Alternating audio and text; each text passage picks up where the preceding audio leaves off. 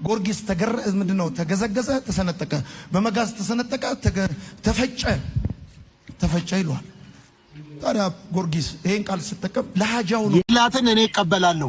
ገድላትን የምቀበለው ምን ሲሆን መሰለ ከክርስቶስ ደም ጋር እኩል ካልሆነ ምን ችግር አለም? ተክለ ሃይማኖት ለወንጌል የከፈሉትን ዋጋ ብቀበል ምን ችግር አለ? እኔ ባልቀበለው ሰማይ ከተቀበለው ምንድነው ችግሩ?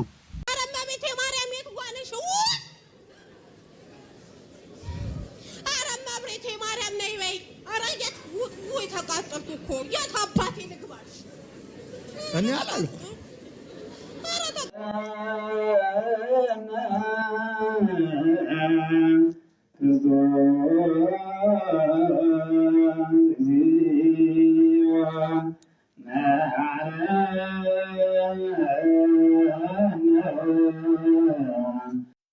ሰላም ጤና ይስጥልኝ። እንዴት አላችሁ? በመላው ዓለም የምትገኙ ዶያ ሚዲያ ተከታታዮች እጅግ አሳዛኝ በሆኑ ቪዲዮዎች ነው ዛሬ እንኳን የመጣሁት። እመቤታችን ቅድስት ድንግል ማርያም ላይ ሲሳለቁ በየአዳራሹ ድራማ ሲሰሩ ቅዱስ ጊዮርጊስ ሰማዕቱ ቅዱስ ጊዮርጊስ ላይ ያልተገቡ ቃላቶችን ሲናገሩ እየተመለከትን እንገኛለን። ሌላው ደግሞ በጣም አሳዛኝ በሆነ መልኩ በቤተ መቅደስ ውስጥ ካህናት አባቶች የተባሉ እንግዲህ የተባሉ ልበለው ፓስተሮቹ በየቸርቹ ከሚያደርጉት የተናነሰ አይደለም። በቤተ መቅደሱ በመንበሩ ፊት በቅዳሴው ያውም ሰማያዊ ስርዓት በሆነው በዚህ ቅዳሴ ላይ ሲያላግጡ እየተመለከትን እንገኛለን። እነዚህ ነገሮች በስፋት እንመለከታለን። ቅዳሴ በምናስቀድስበት ሰዓት ምን ማድረግ አለብን፣ በምን አይነት ሁኔታ ነው መሆን ያለብን የሚሉትን በስፋት የምንመለከትበት መርሃ ግብር ነው። እስከመጨረሻው አብራችሁን ቆዩ። ይህንን ቪዲዮ ላይክ አድርጉ፣ ቤቱን ሰብስክራይብ አድርጉ። እስቲ ቅድሚያ በእመቤታችንና በቅዱስ ጊዮርጊስ ላይ የተሳለቁትን ተመልክተን እንመለስ። ጎርጊስ ምንድነው ተገዘገዘ ተሰነጠቀ በመጋዝ ተሰነጠቀ ተፈጨ ይሏል። ታዲያ ጎርጊስ ይሄን ቃል ሲጠቀም ለሃጃው ነው። ይህንን ቪዲዮ እንደተለመደው 10 ጊዜ ኮፒ ሊንክ አድርጉልኝ፣ ኮሜንት ላይ ሰማዕቱ ጊዮርጊስ እያላችሁ አስቀምጡልኝ። ይህ መጽሐፍ ቅዱስ አንብቦ የማያውቅ ሰውዬ መረዳቱም የሌለው ሰውዬ እስቲ ስለ ሰማዕታት በዚህ ሐዋርያው ቅዱስ ጳውሎስ በዚህ በዕብራውያን መልእክቱ ምዕራፍ 11 ከቁጥር 37 ላይ እንዲህ ይላል፣ በድንጋይም ተወግረው ሞቱ፣ ተፈተኑ፣ በመጋዝም ተሰነጠቁ፣ በሰይፍም ተገደሉ፣ ሞቱ፣ መከራንም ተቀበሉ። ስለማስም ስለ ጌታችን ስለ መድኃኒታችን ስለ ኢየሱስ ክርስቶስ። ሌላ ማስረጃ በማቴዎስ ወንጌል ምዕራፍ 24 ከቁጥር 9 ላይ ደግሞ እንዲህ ይላል፣ በዚያ ጊዜ ለመከራ አሳልፈው ይሰጧችኋል፣ ስለ ስሜም በአሕዛብ ሁሉ የተጠላችሁ ናቸው። ለዚህ ነው በእናንተ ፊት ጻድቃኑ ሰማዕታቱ የሚጠሉት። እነሱ ግን ስለ ክርስቶስ መስክረው አልፈዋል። በረከታቸው ይደርብን። በዚህ በመዝሙረ ዳዊት ምዕራፍ 44 ከቁጥር 22 ደግሞ እንዲህ ይላል፣ ስላንተ ሁል ጊዜ ተገድለናል፣ እንደሚታረድን በጎች ሆነናል ይልና ጌታችን መድኃኒታችን ኢየሱስ ክርስቶስ ደግሞ ሲያጸናው በማቴዎስ ወንጌል ምዕራፍ 10 ከቁጥር 32 እስከ 33 እንዲህ ይላል፣ በሰው ፊት የሚመሰክርልኝ እኔ ደግሞ በሰማይ ባለው በአባቴ ፊት እመሰክርለታለሁ። አንተ ባትመሰክርለትም እሱ ጌታችን መድኃኒታችን ኢየሱስ ክርስቶስ ግን ዘላለማዊ አድርጓቸዋል፣ ስለኛ የሚማልዱ አድርጓቸዋል። እኔ መረዳታችሁን ብቻ ጌታ መንፈስ ቅዱስ በእውነት እግዚአብሔር አምላክ ያስተካክልላችሁ። ምንድነው ጎርጊስ ተሰነጠቀ ተገዘገዘ? ለራሱ ነው የተገዘገዘው፣ ለራሱ ነው። ይቅርታ አድርጉልኝ ሐዋሳም እንዲህ ብያለሁ፣ ወጣት ስለሚበዛ ይሄንን ቃል ልጠቀመው። ጎርጊስ ምንድነው ተገዘገዘ ተሰነጠቀ በመጋዝ ተሰነጠቀ ተፈጨ። የተወዳችሁ ኦርቶዶክሳውያን ይህንን መረጃ በደንብ አድርጋችሁ ሼር፣ ኮፒ ሊንክ፣ ሪፖስት አድርጎ ለዮናታንም ለመሰሎቹም እንዲደርስ ማለት ነው። እንደተከታተለው ነው ፓስተር ዮናታን አገልጋይ ዮናታን ዛሬም የእናት ቤተክርስቲያንን ጉዳይ ብሎ ይዞታል። እንግዲህ አስቀድሞ በታላቁ አባት በሰማዕቱ መርቆሬዎስ በጻድቁ አባታችን በአቡነ ተክለ ሃይማኖት ነበረ ሲናገር የነበረው። በእመቤታችን ታምረ ማርያም ላይም ሲጮህ ነበረ። አሁን ደግሞ ሊቀ ሰማዕት ቅዱስ ጊዮርጊስን መንካት ጀምሯል። እንግዲህ ሌላ ነገር ማለት ሌላ አጀንዳ ሌላ ርዕስ መሆን ፈልጓል። እንደምናስታውሰው ቅዱስ ሲኖዶስ ምልዓተ ጉባኤ ሲደርስ ነው የሚጮኸው። 2015 ላይ እንደተከታተል ነው ተአምረ ማርያምን ገድለ አቡነ ተክለ ሃይማኖትን ይያዘ ገድለ አቡነ ዘራብሩክን ይያዘ ሲጮህ ሲፎክር ነበር። ልክ የቅዱስ ሲኖዶስ ምልዓተ ጉባኤ ሲደርስ ማለት ነው። አሁን አጀንዳ ተቀባይ ይመስላል ሰውየው ዝም ብዬ ሳስበው። አሁን ደግሞ የታላቁን ሰማዕት የቅዱስ ጊዮርጊስን ጉዳይ ይዞ መናገር መጮህ ጀምሯል። የሱን የምናስተጋባ ወደን አይደለም። እሱ እኛን ካልነካ መኖር አይችልም። ምንም በቃ ፕሮቴስታንቲዝም የሚባለው አሁን የተረዳ ያለው ምንድነው? ኦርቶዶክስን ካልነኩ መቆም አይችሉም። አንድም ቀን መጽሐፍ ቅዱስ ጠቅሶ ያስተማረ ሁሉ አይመስለኝም፣ የሚያውቅ ሁሉ አይመስለኝም። እውነት ለመናገር ለምን ካላችሁኝ ካላማ ካልተናገረ ካልጮኸ የሆነ ነገር ካላለ ካልነካካ ተደማጭነት እንደሌለው ስለሚያውቅ ቅዱሳንን ጻድቃንን እመቤታችንን ሁሉንም መናገር መነካካት ጀምሯልና ይሄ ነው ያለው እውነት። አሁንም ርዕሰ ጉዳይ ለመሆን ነው። እኛ ግን ትኩረት እንኳን አንሰጠውም። ይሄንን መረጃ የምናጋራው ደግሞ እንዲህ አይነት የህፃን ልጅ ሀሳብ እንደው ቢያንስ አድጋል፣ ጺም አውጥታል፣ ልጅ ወልዳል፣ እንደ ልጅ እንደ አባትነት አስብ የሚል መልእክት ለማድረስ ነው። እንደ ትልቅነት ቢያስብ ብለን ነው። የራሱን በራሱ በቂ ነው። የራሱን በራሱ ማስተማር ይችላል። ሌላውን ቤተ እምነት መንካት ግን ቢወርድ እንጂ ከፍ ስለማያደርገው እንድታደርሱልኝ ስለምፈልግ ነው። በደንብ አድርጋችሁ መረጃውን አዳርሱ። እኛ ትኩረትም አንሰጠውም። እኛ ሰማዕታት፣ ጻድቃን፣ ቅዱሳንን በምን አይነት ልክ እንደምናመሰግን እናውቃለን።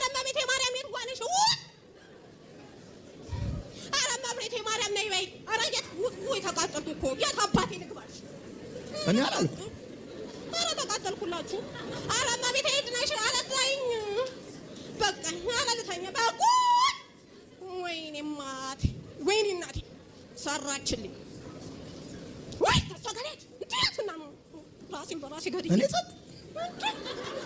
ራሴን በራሴ አልገል እንዴ ናዝሬቱ ጌታ ኢየሱስ ክርስቶስ ሶስት ጊዜ ጮህ ነው ታይቶ ነው። ያው መጨረሻውን ስለምታውቁት መጨረሻውን ማየት አይጠበቅባችሁም።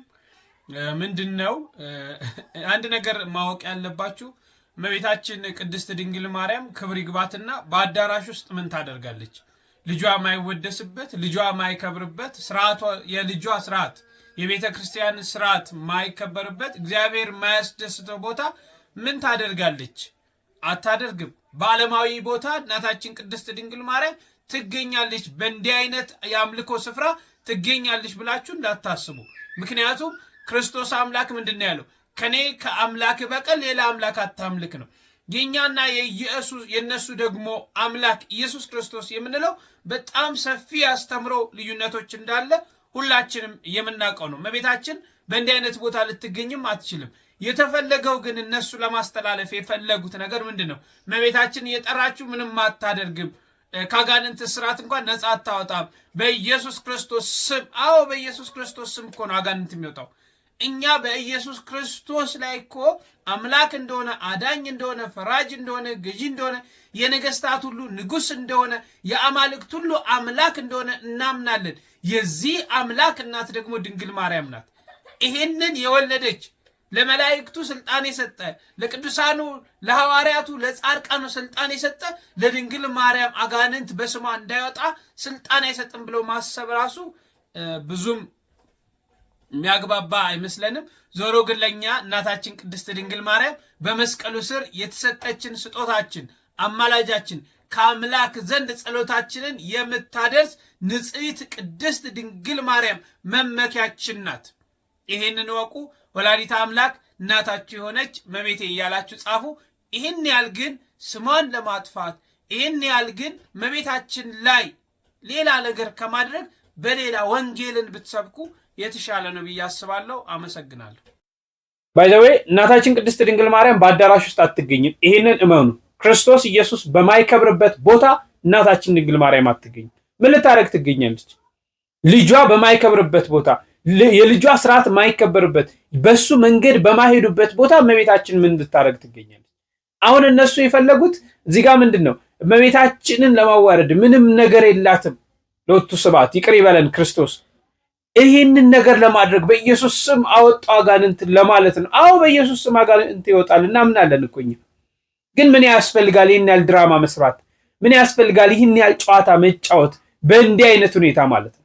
ሁለትስ ቅዱስ ጊዮርጊስን በዚህ ልክ ለማዋረድ በዚህ ልክ አይሰቀጥጥም? አንድ ትልቅ ሰው እንኳን ይከበራል አይደለም? አንዲት ቤተክርስቲያን ሰማዕት ቅዱስ በላይ የምታከብረው ለክርስቶስ የተጋደለ ዋጋ የከፈለ አርያ የሆነ ሰማዕት ለሆነ ሰው ይቅርና ጻድቅና ቅዱስ ለሆነ ሰው ይቅርና አንድ ትልቅ ሰው እንኳን ምንም ላላደረገ ትልቅ ሰው በእድሜው ይከበራል።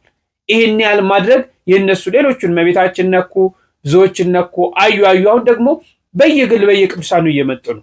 እግዚአብሔር አምላክ ግን ልቦና ይስጣቸው። ግን በእነሱ እምነት ውስጥ ያሉ እንኳን ምን ያህል የተፈረካከሱ ምን ያህል አለመግባባት እንዳላቸው ላሳያችሁ ገድላትና ድርሳናትን የሚቀበሉ አካላት እንኳን በምን አይነት መልኩ እንደሚገልጹ። ገድላትን እኔ እቀበላለሁ። ገድላትን የምቀበለው ምን ሲሆን መሰለ ከክርስቶስ ደም ጋር እኩል ካልሆነ ምን ችግር አለም? ተክለ ሃይማኖት ለወንጌል የከፈሉትን ዋጋ ብቀበል ምን ችግር? እኔ ባልቀበለው ሰማይ ከተቀበለው ምንድነው ችግሩ? እኔ ጉዳዩ የክርስቶስ ደም ጋር እኩል አይሁን እንጂ ስለ ሃይማኖታቸው የተጋደሉትን ስለ ክርስትና የከፈሉትን ዋጋ እኔ ዲናይ በማድረግ እኔ አልከብርም። ከቻልኩ የእነሱን ፈለግ ተከትዬ በአግባቡ እንድኖረው ክርስትና እንድኖረው ህይወት ስለሆነ፣ ነገር ግን የማንም ገድል ከክርስቶስ ኢየሱስ የደም ዋጋ ጋር እኩል ከሆነ ነው የምጣላው። ከዛ በተረፈ ምንም ችግር በገድላት ድርሳናት ውስጥ ከክርስቶስ ኢየሱስ የማዳን ስራ ጋርና ከክርስቶስ ኢየሱስ በቀራንዮ ላይ ከፈሰሰው ከዛ ውድ ደም ጋር የሚወዳደር ገድል ካለ እኔም አልቀበልም። እንኳን አንተ እኔም አልቀበልም። ያ ካልሆነ ምን ያጣላኛል? የለም የአቡነ ተክለ ሃይማኖትም ገድል ከክርስቶስ የማዳን ስራ ደም ጋር እኩል ተደርጎ ሊነገርም አይችልምም። የተነገረበትን ቦታ ካለም ስተትም እኮ እሱ ነው ዳስ ዋራዳይ ካልኩ እኮ አሁን በገድል ጉዳይ ከእናንተ ጋር የምጣላው የለኝም። ለምን ካለና ከተጋጨ አይሆንም። እናንተም ደግሞ እግዚአብሔር ይባርካችሁ አንቀበልም ብላችኋል። እንደሱ ካልሆነ እኔ ከእናንተ ጋር የሚያጣለኝ እኔ እኮ ከእናንተ ጋር የሚለያየኝ በክርስቶስ ኢየሱስ በመስቀሉ ስራ ሌላ ተጨማሪና ከሱ ጋር የሚወዳደር እኩላቻ አለ ካላችሁ ነው እኮ የሚያጋጨ እንጂ ከዛ በተረፈ ምን ያጣላን ያለው ምን መሰለ ሶፊ፣ እሱ አይደለም የተቤዠን ክርስቶስ ኢየሱስ እንደሆነ ሁለታችንም አምነናል አይደል? ብቻውን በመስቀል የተሰቀለ እሱ ነው። የኢየሱስ ክርስቶስን የማዳን ስራ እናገኛለን ብለን የምናስተምርበት የመዳን ትምህርት ነው። እናንተን እኮ ይለየን ሶፊ፣ አንተ በእምነቴ ብቻ ነው ማገኘው አልክ። መጽሐፍ ቅዱስ ባያቆም ይሄን ትምህርት እንግዳ ትምህርት ቢሆን አይደለም። አላልንም እኛ ላይ በነገራችን ላይ እኔ ለምሳሌ መዳን አንድ ሰው ከዳነ እስከ መጨረሻው ይድናል ብዬ ማምን አይደለም። የኔ አስተምሮ ማምነው ሰው እንደ ክርስትና ህይወት ካልኖረ ይቆረጣል፣ ይጠፋል ብዬ የገላትያ መጽሐፍ ምዕራፍ 5 ቁጥር 1 ላይ ሲናገር እንደዚህ ይደናል ብለህ ታምናለህ? ያመነ ተጠመቀ ይደናል። ቆይ አዳምጣው፣ ከአንድ ወደ አንዱ አንዝለላ። እሺ ቀጥል። እኔም ማምነው እነዚህ እንደነዚህ ያሉትን የሚያደርጉ የእግዚአብሔር መንግስት አይወርሱም ይላል። አይወርሱም በቃ የእግዚአብሔር ቃል 4 ነጥብ ባደረገበት ጉዳይ እኔ ማመቻምቸው ነገር የለም። እኔ የእግዚአብሔርን ህይወት ሰጪም ነሺም አይደለም። መጽሐፍ ቅዱስ ለሰጠው ሰጥቶታል፣ ለሌላው የለውም። ምን ላድርግ እኔ? ከዛ በተረፈ ግን ዶክትሪን ላይ ዶግማ ላይ ግን እንደዚህ በ2 ደቂቃ እየተነጋገርክ የምትሰራው ስራ አይደለም። ማንበብ ይፈልጋል፣ መጠየቅ ይፈልጋል፣ ቁጭ ብለህ መነጋገር ይፈልጋል። አለቀ። ገብቶሃል? ዝም ብለህ እንደው ጉጭ አልፋ ንግግር ሳንሄድ ያንተ ንግግር ገብቶኛል። እስከ ግን ያልመለስክልኝ ነገር አንድ ነገር አለ። ያነሳሁት ጉዳይ እኔ አሁን ሰው ጌታ ይመልስልህ። በቃ ጌታ ይመልስልህ። አንብብ፣ ጸልይ። እኔ ሁሉንም መልስልህ። ምን ይሄ አይነኝ ያረዳድ ምንድን ነው? ስለ ጥምቀት ተጠመቅ። በቃ እኔም ተጠምቄያለሁ። ያድናል። ይኸውልህ እኔ በምረዳው መረዳት ጥምቀት ስትጠመቅ ከሞቱ ጋር መሞትን ከመነሳቱ ጋር መነሳትን እሱን ተምሳሌት አድርጌ ተጠምቄያለሁ። አለቀ። ማርቆስ አንተ ደግሞ ምን ልታረገው ነው? ማርቆስ 16:16 ያመነ የተጠመቀ ይድናል። ላነበው ነው። ሌላ ምን አረጋ? አንብበህ ዳንበታ። ማርቆስ 16 ላይ ያመነ የተጠመቀ ይድናል ይላል። ዳንኩበት እኮ ምን አልኩ? ተጠመቅኩ አልኩ እኮ። አሰማም እንዴ? ስለዚህ ለመዳን ነው የተጠመቅከው አይደለ? እና ለመሞት ነው። በጣም ጥሩ። ጥምቀት ያድናል ብለህ ካመንክማ ፓስተር የሥነ ምግባር አያስፈልግም። ስንነጋገር የምናወራው የእግዚአብሔር ቃል እኮ ነው እኮ። ታዲያ ምን ላድርግ ታዲያ? እና የማይሆን ጥያቄ ነው የምትጠይቀኝ ልደት። ስነ ምግባር ደግሞ ምንድን ነው? እንደውም እረፍ አንተ። በቃ እንደውም እረፍ። ስነ ምግባር ምናምን የምትለው አንተ እንዴት አለ መሰለህ ምን አለ መሰለህ ስላልክ አንተ ስነ ምግባር ያለ፣ እኔ ደግሞ ለምን ስላልኩ ምግባር የሌለ ልታደርግ ነው አይደለ? እኔ እያልኩ ያለሁት ምን መሰለህ፣ ታዲያ ለመሞት ነው አይባልም። ሶፊዬ አሁን አንተ ነው ታዲያ ለመዳን ነው ብለህ ለምን ጠይቀኛለህ? ታዲያ ተጠመቅ። አይ አብዛኛው ጴንጤ ጥምቀት አያድንም ብሎ ሽንጡን ገትሮ ስለሚከራከር እኮ ነው። አዳምጣ። ሁሉም ጴንጤ ተጠምቋል። ያልተጠመቀ ጴንጤ የለም። እሱ ጉዳያችን ሁሉም ተጠምቋል አልተጠመቀም ሳይሆን ለምንድን ነው የተጠመቁት? ለመዳን ነው ወይንስ ጀስ ለመተባበር ብቻ ነው? ጠይቃቸው። ለምንድን ነው በላቸው። እኔ ጴንጤን ወክላለሁ እንዴ? እስከ ከዛ ተነስቼ ነው ጴንጤ እንደመሆነ እኔ ጴንጤ አይደለሁም። ጴንጤ አይደለሁም። እኔ ምንድን ነሽ? ክርስቲያን ነኝ። የት ነው ህብረት የምታደርገው? ከእግዚአብሔር ጋር። ምድር ባለችዋ ቸርች የት ነው የምትሄደው? ምን አገባ አንተ? የት ነው የምትሄደው ብያለሁ እኔ። ብትለኝ መልስልሃለሁ። በቃ እኔ ደግሞ አልመልስልህም። ለምን እነግርሃለሁ? ምን ልታጠቃኝ ቢሆንስ? እዚህ ነው የምሄደው እዚህ ነው የሄደው ብለህ ምን ልታደርገኝ እንደሆነ ምን አውቃለሁ? አንተን ስራ ፈቶ የሚያጠቃ ሰው አለ? አይታወቅም። ለምን እነግርሃለሁ? እስኪ ንገረኝ። እኔ የምሄድበትን ልንገርህ። እኔ እንደተመለከታችሁት ነው ብዙ ነገሩ ያው አስተማሪም ቢሆን ግን ከዚህ ውስጥ ስለ ገድላት ስለ ቅዱሳን እኛ እኮ ቅዱሳንን ስናነሳ ድርሳናትን ስናነሳ ሰማዕታትን ጻድቃንን ስናነሳ ከክርስቶስ ጋር እያስተካከልን አይደለም። ከክርስቶስ ደም ጋር ክርስቶስ ባዳንን መንገድ የሚስተካከል ማንም የለም። ይሄን ሁላችንም እናምናለን። እነዚህ ግን ስለ ስሙ ዋጋ የከፈሉ ስለ ስሙ መከራ የተቀበሉ ብርሃን ናቸው። ለቤተ ክርስቲያን ብርሃን የሆኑ ለኛ ማስተማሪያ አርአያ የሆኑ ይሄንን መጽሐፍ ቅዱሱን ጥሬውን መጽሐፍ ቅዱስ በህይወት የተረጎሙ የኖሩ ናቸው። ስለዚህ ለነዚህ ነው ክብር የሚሰጠው። በዚህ መልክ እነሱን የሚያከብር አለ፣ በዚህ መልክም ደግሞ የሚያዋርድ አለ። ካህኑ በቤተ ክርስቲያን ውስጥ ያደረጉትን ነገር እንመልከት። በዛውም ደግሞ ስለ ቅዳሴ ምንነቶች ቅዳሴ በምናስቀድስበት ስርዓተ ቤተ ክርስቲያን ምን ይመስላሉ የሚሉትን ተመልክተን እንመለስ።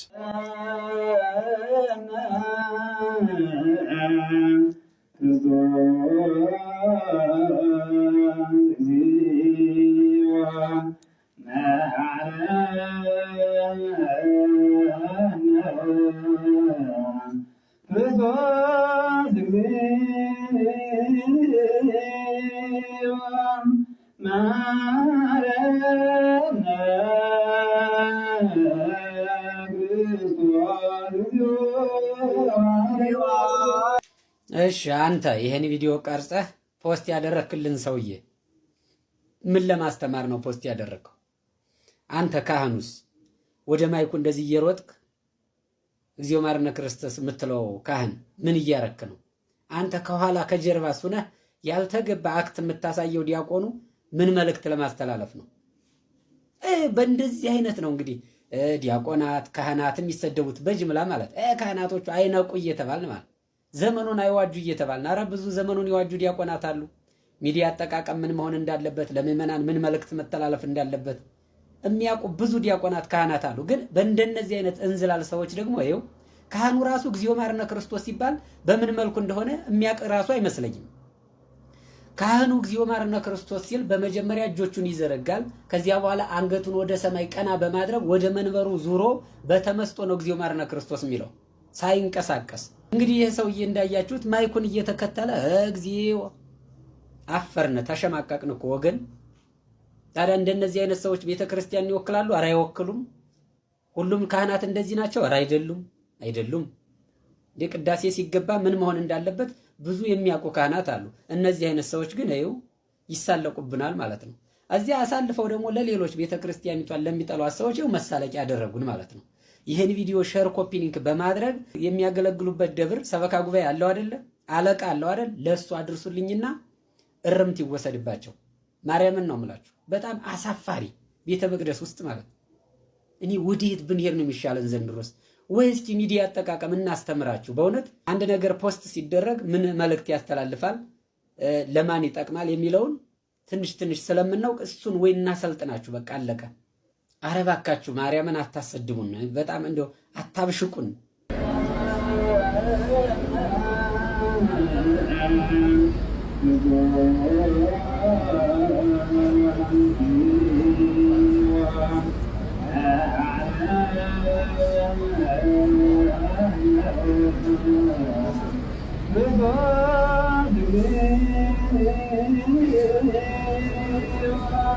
እንግዲህ ሁላችሁም ኦርቶዶክሳውያን እንዳያችሁት እጅግ በጣም ነው የሚያሳዝነው።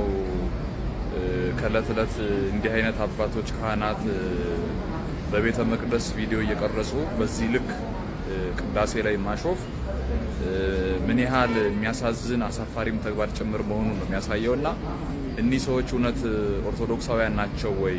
እውነት ክህነታቸው ትክክለኛ ክህነት ነው ወይ የሚለው ያጠራጥራል። እንደምታዩት ካህኑም ዲያቆኑም ከኋላ ካሜራ እየቀረጹ ቅዳሴ ላይ በማይሾፍበት ሰዓት መላእክት ተነጥፈው ረበው በቅዳሴው ላይ በሚገኙበት ሰዓት እንዲህ ባለ መልኩ ቅዳሴ ላይ ሲያሾፉ ማየት እጅግ የሚያሳዝን ተግባር ስለሆነ ሁላችንም ይህን ቪዲዮ ሼር ዲዩት ኮፒ ሊንክ አድርገን ለመላው ኦርቶዶክሳውያን በማድረስ የት እንደሚያገለግሉ ደብራቸው የት እንደሆነ ተጣርቶ ክህነታቸው ጭምር ሊያዝ ይገባል። ሁላችሁም ይህን ሼር ማድረግ ለሁሉም አድርሱት።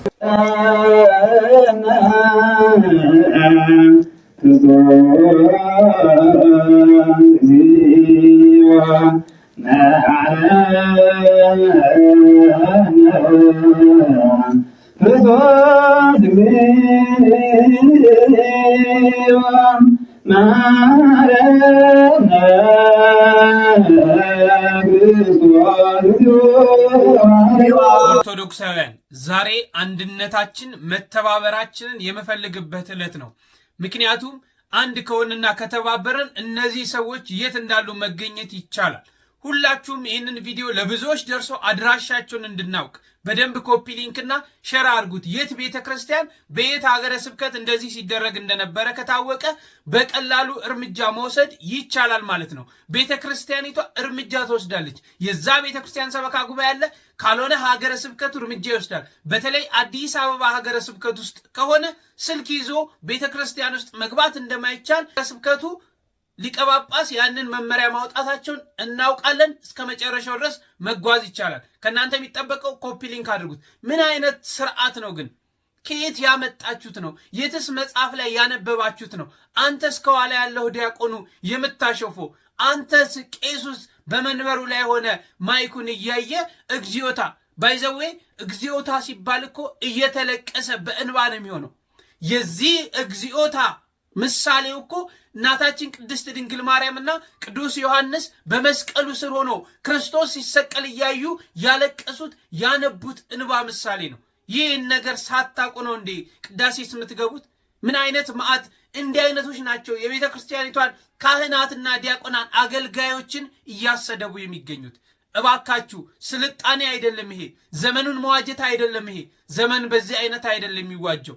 መሰልጠን በእንደዚህ አይነት ሁኔታ አይደለም። ስርዓት ሊኖራችሁ ይገባል። ሁላችሁም በየቦታው የምታገለግሉ ካህናት እንዲህ አይነት ድርጊት የምታደርጉ ይህ በጣም ጸያፍ፣ ከስርዓተ ቤተ ክርስቲያን የወጣ ነውር የሆነ ተግባር ነው። እባካችሁ ኦርቶዶክሳውያን ኮፒ ሊንክ አድርጉና እርምጃ ሲወሰድባቸው ማየት እንፈልጋለን። ዲያቆንና ቄስ ልብሰ ተክህኖ ከለበሰ በኋላ ምዕመናን መንካት አይችሉም።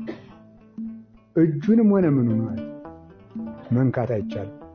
እንኳን ሌላ ዛሬ ቀረ እንጂ ንዋያተ ቅድሳት ቤተክርስቲያን ከገቡ በኋላ ምዕመናን አይነቁ። ወንድም ሆነ ሴት ካህናት ብቻ ናቸው። መጽሐፍም ሊሆን ይችላል። ቤተክርስቲያን የገባውን መጽሐፍ አውጥቶ ምዕመን መጠቀም አይችልም። እዚያው የሚነኩት ለዚህ አገልግሎት የተለዩ ሰዎች ብቻ ናቸው። ምክንያቱም በሜሮን ይቀባል። ሜሮን አላቸው። ሜሮን ደግሞ መንፈስ ቅዱስ ለሚያድርበት ብቻ የሚሰጥ ነው።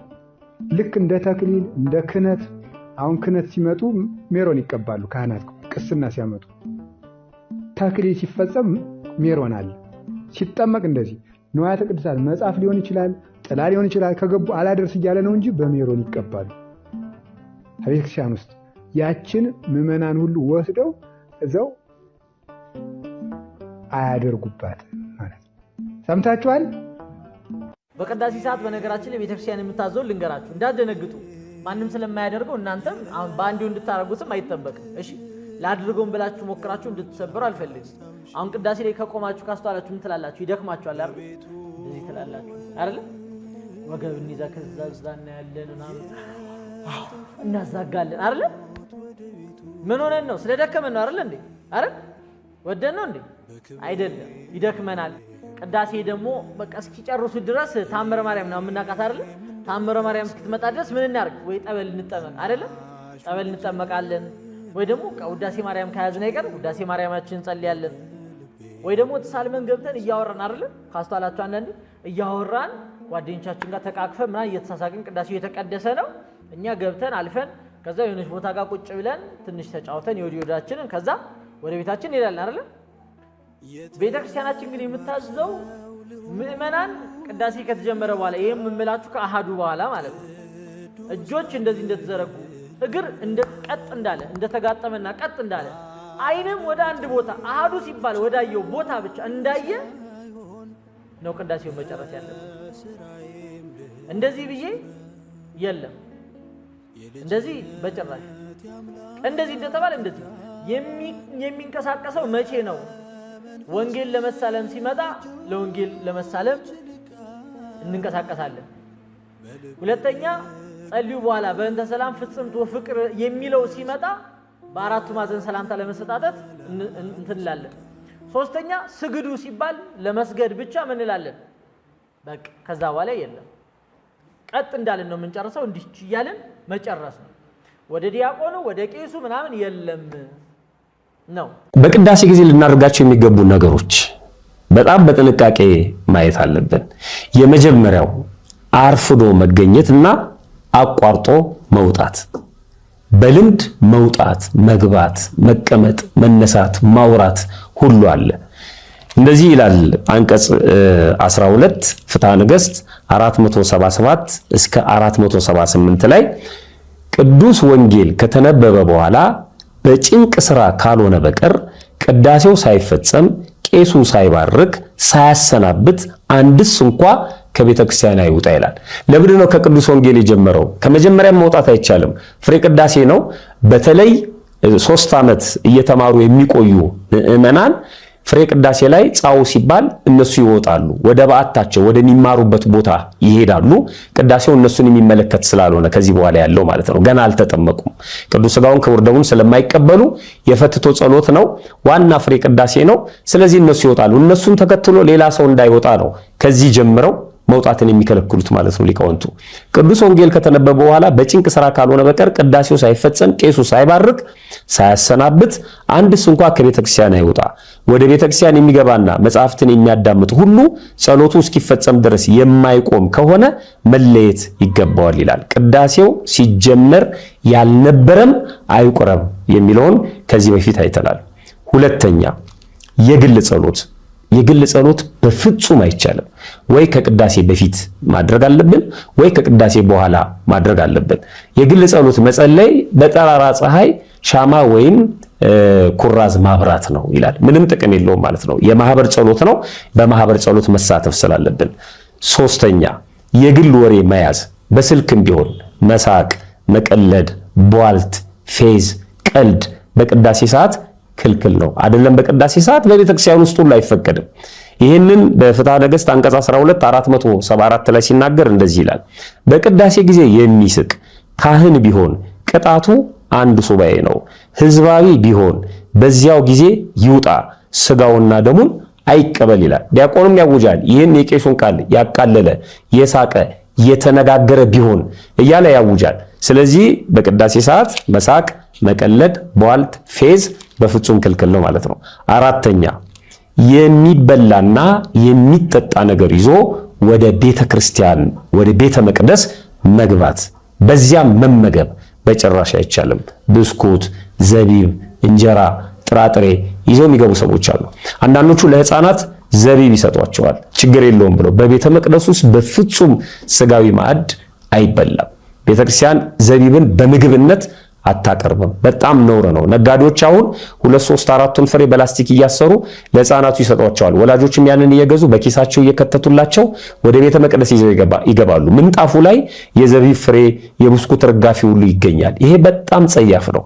የሚበላ የሚጠጣ ነገር ከቅዱስ ሥጋውና ክቡር ደሙ የዘላለም ሕይወት ከምናገኝበት ሰማያዊ ምግብ በስተቀር በቤተ መቅደስ ውስጥ ስጋዊ ምግብ ሊበላና ሊጠጣ አይቻልም ማለት ነው። አንዳንዶች ለቆረቡ ሰዎችም አውደ ምሕረቱ ድረስ ተጠግተው እንጀራ ወይም ንፍሮ ሲሰጡ ሲያድሉ ይታያል። በጭራሽ ክልክል ነው። ከአውደ ምሕረቱ ርቀን ወደ በሩ ወደ መውጫው አካባቢ ተጠግተን ነው የቆረቡ ሰዎችን አፋቸውን እንዲያብሱ ምግብ መስጠት ያለብን ማለት ነው። አምስተኛ ጫማንና ካልሲን ከነጭቃው በባዶ አንጠልጥሎ ወይም ይዞ መግባት ክልክል ነው። አንዳንድ ሰዎች ጫማቸውን ያወልቃሉ፣ ነገር ግን ካልሲያቸው ቆሽሾ ምንጣፉ ላይ እየፈረሙ የሚገቡ ሰዎች አሉ። ንጽህናችንን መጠበቅ አለብን። ከሆነ ደግሞ ካልሲያችንንም ጫማችንንም በላስቲክ ውስጥ ቋጥረን ከተን ምንጣፉ እንዳይበላሽ ተጠንቅቀን። ጫማ የሚወለቀው አንደኛው ለክብር ሆኖ ሳለ ሁለተኛው ደግሞ ለንጽህናም ነው። ስለዚህ ንጽህናችንን መጠበቅ ስላለብን ጫማችንን በላስቲክ ይዘን መግባት መልመድ አለብን። እንደተመለከታችሁት ነው። በጣም እጅግ አሳዛኝ ነው የካህኑና የዲያቆኑ ስራ። ብዙም መግባት አልፈልግም። ወንድሞቻችን በሰፊው ገልጸዋል። እግዚአብሔር ግን ለሁላችንም ልቦና ይስጠን። በስርዓቱና በህጉ ተጉዘን ስጋውንና ደሙን ተቀብለን የመንግስት ወራሾች ለመሆን ያብቃል። እግዚአብሔር ምሕረትን እንዲልክ ጸሎት አድርጉ። እግዚአብሔር አምላክ ሁላችንም በእድሜ በጠጋ ይጠብቀን። በሌላ መርሃ ግብር እስክንገናኝ ቸርን ሰንብት።